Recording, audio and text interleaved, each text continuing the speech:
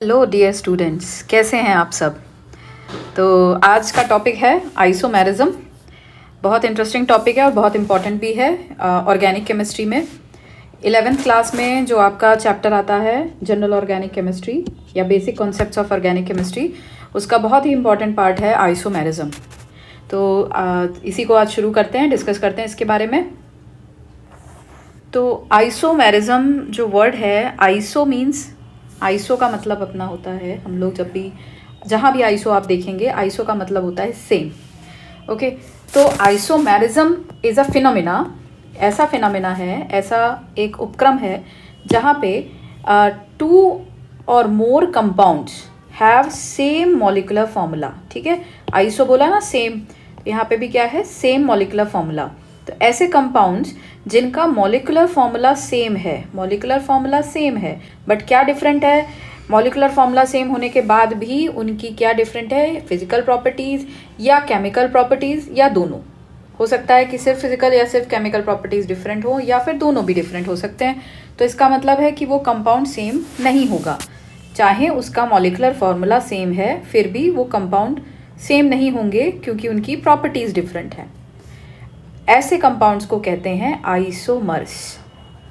ठीक, आइसोमेरिज्म एक बार और सुन लीजिए, टू और more compounds having same molecular formula but different physical and chemical properties are called as isomers, और इस फिनोमिना को ही बोलते हैं हम आइसोमेरिज्म।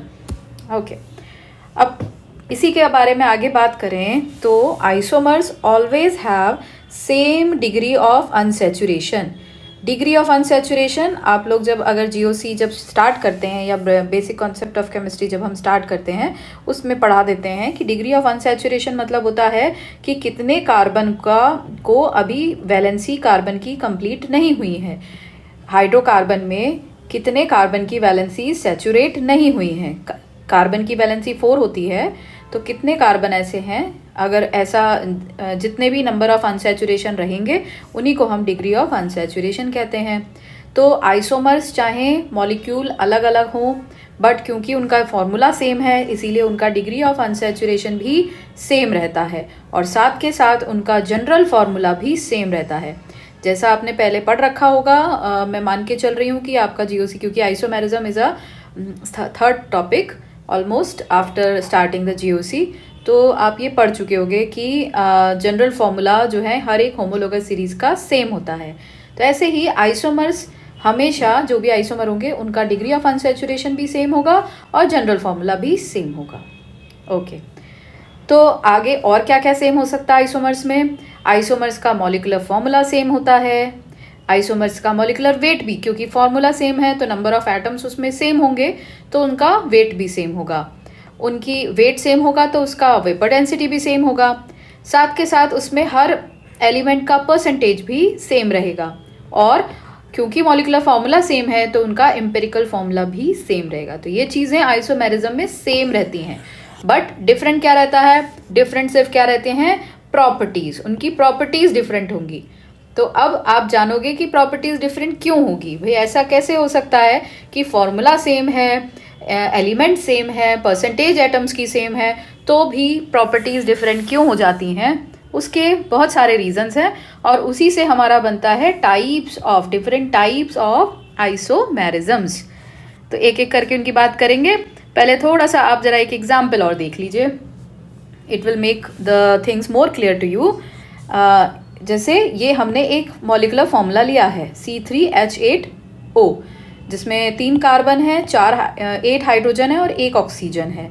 तो according to the general formula हम यहाँ निकाल सकते हैं कि डिग्री ऑफ अनसैचुरेशन यहाँ 0 है, क्योंकि ये जनरल फॉर्मूला एल्केन्स का है। फिर इसमें हम देख सकते हैं कि ऑक्सीजन एक ही है। तो यहाँ इस टाइप के जनरल फॉर्मूले के लिए 2 ही पॉसिबिलिटी बनती हैं कि या तो ये अल्कोहल होगा या ये ईथर होगा। ठीक, क्योंकि एक ऑक्सीजन वाला फंक्शनल ग्रुप या तो अल्कोहल हो सकता है या ईथर हो सकता है, वो भी जब अनसैचुरेशन 0 हो तब। तो ऐसे केस में हम इसके 2 फॉर्मूले बना सकते हैं, 2 मॉलिक्यूलर स्ट्रक्चर बना सकते हैं, एक ये अल्कोहल वाला और एक ये ईथर वाला। तो अब आप इसमें देखो कि अल्कोहल जो है, फिजिकल प्रॉपर्टी अल्कोहल की कैसी है कि ये लिक्विड है रूम टेम्परेचर पे, लिक्विड क्यों है? क्योंकि इसमें ऑक्सीजन और हाइड्रोजन दूसरे इंटरमॉलिक्यूलर हाइड्रोजन बॉन्ड बना सकते हैं।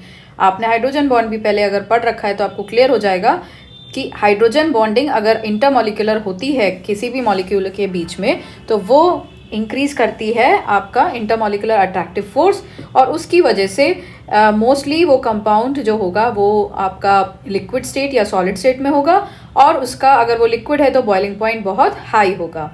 तो एक तो ये फिजिकल प्रॉपर्टी है अल्कोहल की।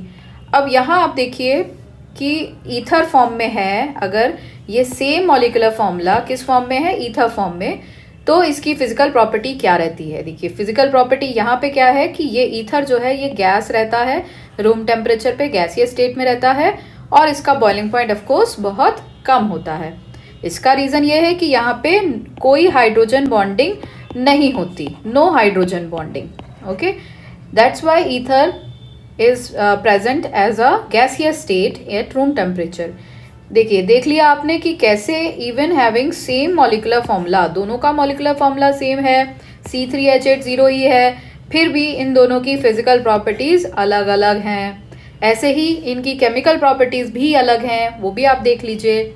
जैसे सपोज दोनों की रिएक्शन अगर हम सोडियम से देखें, सोडियम मेटल से दोनों जब रिएक्ट करते हैं तो अल्कोहल जब सोडियम से रिएक्ट करता है तो सोडियम हाइड्रोजन को रिप्लेस कर देता है, उसकी वजह से हाइड्रोजन गैस रिलीज होती है। बट ईथर के केस में ऐसा कुछ नहीं होता, क्योंकि ईथर के साथ अगर सोडियम रिएक्ट करता है तो कोई रिएक्शन नहीं होती। तो देख लिया आपने कि मॉलिक्यूलर फॉर्मूला सेम था, फिर भी एक फॉर्म ऐसी है जिसमें अल्कोहलिक फॉर्म है और एक ईथर फॉर्म है। दोनों ही फॉर्म में आप देखिए दो टाइप के कंपाउंड बन गए और दोनों की केमिकल और फिजिकल प्रॉपर्टी डिफरेंट हो गई। तो ये दोनों आपस में क्या हो गए? यही दोनों आपस में हम कहते हैं कि ये दोनों हैं isomers. Okay, hope that makes it clear. अगर आपको डेफिनेशन एकदम समझ में आ गई है तो आगे बढ़ते हैं हम लोग टाइप्स ऑफ आइसोमेरिज्म में। ठीक है, कि अब हमें ये देखना है कि आइसोमेरिज्म होता क्यों है। जितनी तरह से होता है उतने ही जिन जिन वजह से होता है, जिस डिफरेंस की वजह से होता है, चाहे वो स्ट्रक्चर में हो चाहे और कोई रीज़न हो, उस टाइप के आइसोमेरिज्म बनते हैं। तो मेनली यहाँ पे दो क्लासिफिकेशन है, दो टाइप हैं आइसोमेरिज्म के। एक है स्ट्रक्चरल आइसोमेरिज्म, एक है stereo isomerism. Structural isomerism mainly वो रीजंस हैं जो किसी ना किसी वजह से कोई ना कोई स्ट्रक्चर में डिफरेंस होगा, उसकी वजह से जो आइसोमेरिज्म हो रहा है, या जो डिफरेंस इन कंपाउंड बन रहा है, डिफरेंस इन केमिकल और फिजिकल प्रॉपर्टीज आ रही है, उन्हें कहेंगे हम स्ट्रक्चरल आइसोमेरिज्म। इसके ये कई पार्ट हैं, ये हम अभी डिस्कस करेंगे एक एक करके। दूसरा टाइप होता है स्टीरियोमेरिज्म। ठीक है, स्टीरियोमेरिज्म में जो ये स्टीरियो वर्ड है, this is stereo means space. Okay, space is not that space जो हम यूनिवर्स की बात नहीं कर रहे हैं, हम स्पेस की बात कर रहे हैं इंटर मॉलिक्यूलर या inter atomic space between the molecule. जब मॉलिक्यूल के बॉन्ड्स होते हैं बिटवीन एटम्स, तो वो भी तो उनके भी तो आसपास स्पेस होती है ना, तो उनमें जो स्पेशियल अरेंजमेंट है, उस स्पेस में जो उनका अरेंजमेंट है, अगर वो डिफरेंस हो जाए, चाहे भले ही स्ट्रक्चर भी सेम हो। ठीक है, एक रीज़न तो चलिए आपने देख लिया, स्ट्रक्चर डिफरेंस हो सकता है, बट कुछ ऐसे आइसोमर भी होते हैं जिनमें स्ट्रक्चर भी सेम होता है, तो डिफरेंस कहाँ आता है? डिफरेंस आ जाता है स्टीरियो स्पेस में, यानी उनके बॉन्ड्स के अरेंजमेंट में, या किसी भी तरह से। अभी आप इसके जब टाइप पढ़ेंगे तो आप समझेंगे कि स्पेशियल अरेंजमेंट में अगर कोई डिफरेंस होता है तब भी प्रॉपर्टीज़ डिफ़र हो जाती हैं, तब भी प्रॉपर्टीज़ अलग अलग हो जाती हैं। और अगर प्रॉपर्टीज़ सेम है तो हम उस कंपाउंड को सेम बोल ही नहीं सकते, फिर तो कंपाउंड डिफरेंट ही होंगे। तो ऐसे स्टीरियो आइसोमेरिज्म के भी दो टाइप हैं, एक है कन्फर्मेशनल आइसोमेरिज्म, एक है कन्फिगरेशनल आइसोमेरिज्म। कन्फर्मेशनल आइसोमेरिज्म को एक्चुअली हम ट्रू आइसोमर नहीं बोलते हैं। इसका रीज़न है, जब आप इसको हम डिटेल में आगे पढ़ेंगे तब आप समझेंगे। कन्फिगरेशनल आइसोमेरिज्म में होता है कि वही आपका स्पेस में बॉन्ड्स का या एटम्स का अलग अलग डिफरेंट कन्फिगरेशन अगर हो, तब भी आइसोमेरिज्म अराइज होता है। इसके दो टाइप हैं, geometrical isomerism and optical isomerism. जितने टाइप अभी आपने देखे इनको हम अच्छी तरह से समझेंगे, डिटेल में इनकी बात करेंगे आगे की आने वाली वीडियोस में। आई होप इतनी आपको आइसोमेरिज्म क्या होता है और आइसोमेरिज्म के टाइप्स क्या होते हैं, आपको एटलीस्ट आज इतना इंट्रोडक्शन मिला है। हम अगले वीडियो में बात करेंगे स्ट्रक्चरल आइसोमेरिज्म की। तब तक के लिए थैंक यू सो मच।